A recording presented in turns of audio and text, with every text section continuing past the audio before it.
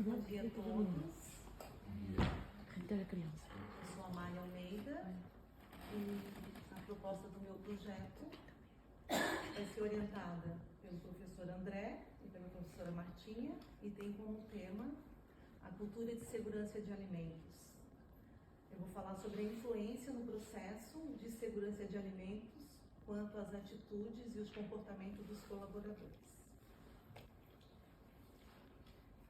Como todo mundo já falou, né, o projeto está enquadrado por 6 partes, que é o enquadramento, os objetivos gerais e específicos, uma breve revisão da literatura, a metodologia, o plano de trabalho e as referências bibliográficas. Não tem como a gente falar de segurança de alimentos se a gente não fizer um breve histórico de como isso remontou ao longo do tempo.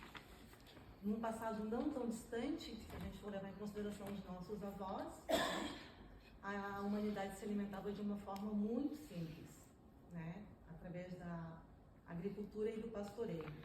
Os alimentos eram consumidos mais frescos e sem agrotóxicos.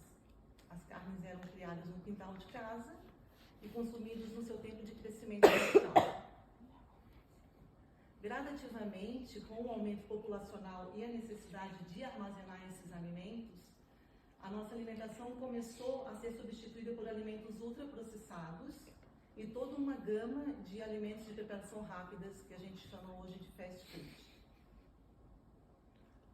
Essas alterações ao longo das décadas no padrão alimentar, além de aumentar o consumo das comidas industrializadas, fez também com que as indústrias alimentícias começassem a olhar para os novos hábitos de consumo da sociedade.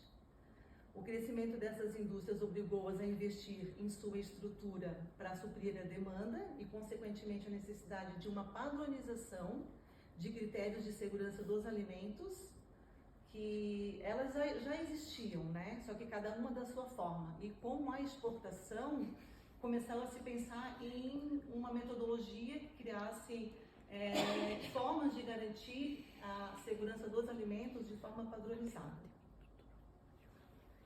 Partindo dessa premissa, o GFSAI, que é uma instituição formada pelos maiores fornecedores e distribuidores de alimentos do mundo, tomou a iniciativa com a intenção de padronizar essas normas devido à necessidade de unificar as demandas.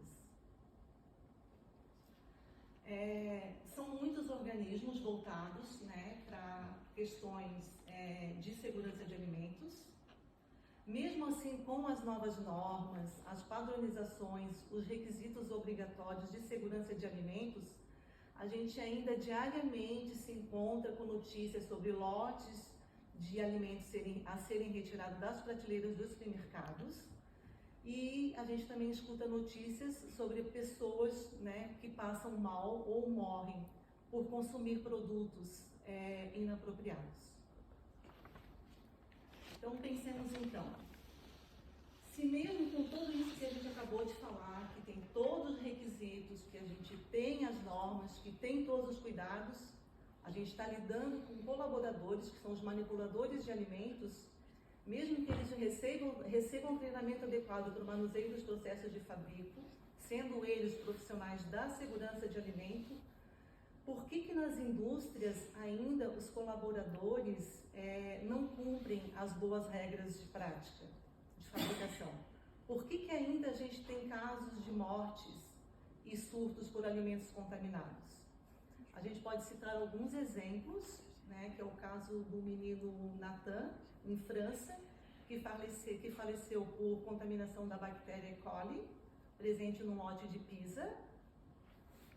E a gente pode citar ainda a morte de 3 pessoas na Itália por contaminação de salsichas por listeria. Então, com base nesses conceitos, os meus objetivos gerais têm por intuito identificar aspectos relacionados às atitudes e comportamentos dos colaboradores e como eles influenciam no processo de segurança de alimentos, investigando as más práticas de manuseamento no processo de fabrico.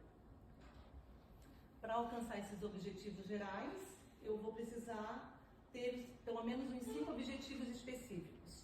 O primeiro deles é identificar as atitudes e práticas que contribuem para o descumprimento dos procedimentos operacionais padrão, exemplificar o que são atitudes e práticas no processo de fabrico, identificar os riscos mais comuns dentre as diretrizes básicas de boas práticas de fabrico, exemplificar as diretrizes diferentes de boas práticas de fabrico e compará-las com os riscos identificados, identificar quais são as práticas e processos com maior sucesso em implementação dentre as diretrizes básicas de boas práticas de fabrico.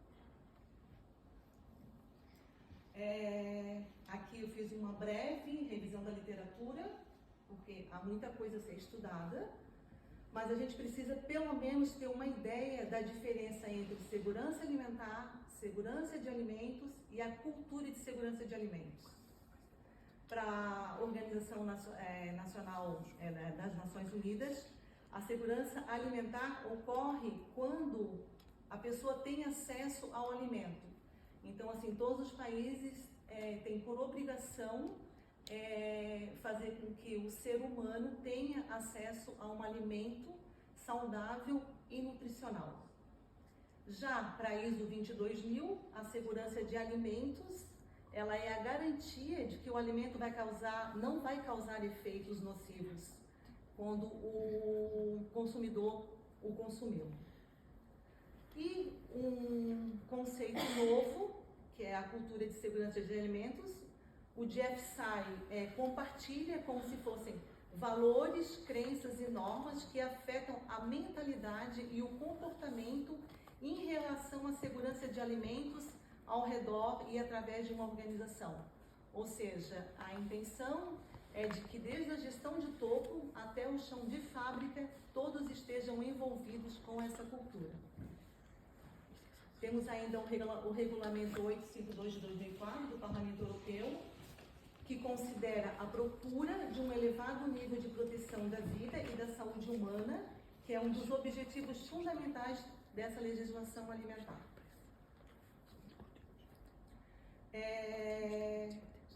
O Ruiz fez uma evolução da legislação de segurança alimentar, que eu acho importante colocar, porque assim a gente fala de preocupação com alimento, né, de segurança, mas o conceito de segurança e qualidade, ele foi evoluindo com as mudanças da sociedade, né, e novos hábitos foram se criando. Ele ainda, através da próxima slide que eu vou mostrar essa tabela cronológica, a gente vai estar falando de organizações, de procedimentos, normas e regulamentos que são essenciais para garantir que hoje a União Europeia tenha um dos mais elevados padrões de segurança alimentar do mundo. Então aqui é uma breve evolução da legislação. Tem coisas ainda que tem que ser estudada na questão da cultura da segurança de alimentos, mas tem todo um organismo envolvido com isso. Então, para fazer com que isso se concretize, a metodologia que eu vou aplicar quantitativa, ela vai ser um inquérito por questionário, que vai ser desenvolvido na plataforma, no Google Docs, vai ser disponibilizado para profissionais da área da qualidade e segurança alimentar, que encontram-se inseridos numa plataforma digital chamada Quala. A Quala é uma comunidade virtual com o propósito de juntar profissionais da área da qualidade e segurança alimentar. Nesta plataforma são oferecidos cursos e atualizações de normas, de guias, conforme a BRCGSS, a IFS Food, Food Defense e Food Frauds. A seguir, eu vou mostrar um slide que vai falar do planeamento, né? Como é que eu vou concretizar, como que eu dividi essas etapas para concluir de forma mais produtiva essas atividades. A primeira fase já está pronta, né? A segunda fase eu vou montar um questionário e distribuir na plataforma entre abril e maio. Eu pretendo deixar 2 meses. E em junho eu vou fazer a recepção das respostas e o tratamento dessa informação Em julho eu vou pretendo fazer a interpretação dos dados. Vou continuar fazendo a revisão de literatura. E em setembro eu faço a redação e a conclusão da dissertação. E como todos os colegas falaram, se tudo der certo, que vai dar, eu pretendo entregar a dissertação em outubro. Essas são as referências bibliográficas.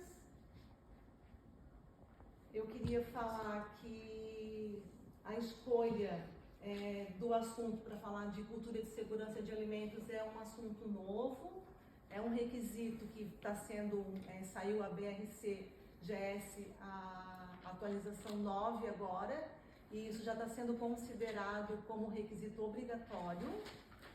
E é um desafio muito grande, porque literatura, a gente não tem muita coisa, mas a gente tem muita organização, muitas pessoas da área de certificação, porque assim, a gente não tem mais como voltar. A gente é obrigada a estar pegando as coisas nas prateleiras e comprar para poder comer.